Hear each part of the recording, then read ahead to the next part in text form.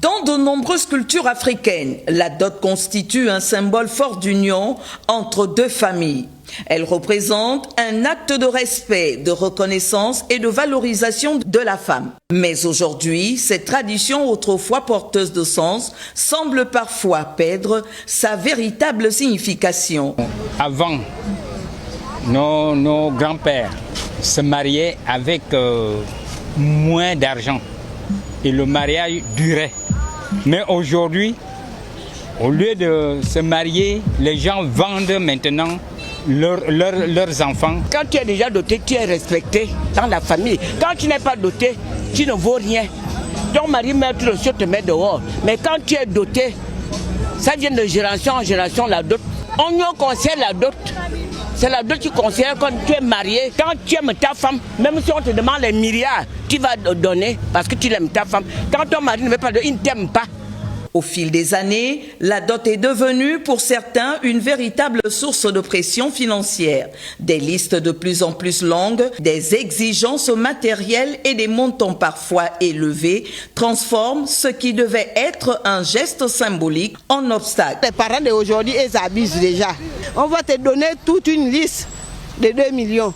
Plus la marchandise. Tu ne travailles pas, tu vas faire comment? Voilà comment tu restes avec la fille gratuitement, les années ne font que passer. La dot peut devenir un obstacle parce que les demandes sont un peu trop fortes sur les présents, sur ce qu'on doit donner. Les critères de dot sont trop, l'exagération, l'escroquerie même. Résultat, certains renoncent tout simplement au mariage coutumier. D'autres choisissent de vivre en union libre, tandis que plusieurs familles se retrouvent dans des situations de tension ou de négociations interminables. On demande trop d'argent, c'est trop.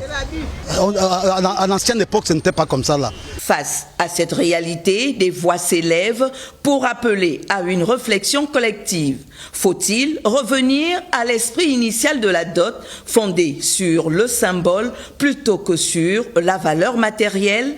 Comment préserver la tradition tout en évitant qu'elle ne devienne un frein à la construction des familles? Je suis pour le retour à l'ancien système parce que l'ancien système était l'amour. Entre respect des coutumes et réalité économique actuelle, la question de la dot suscite aujourd'hui de nombreux débats au sein de la société.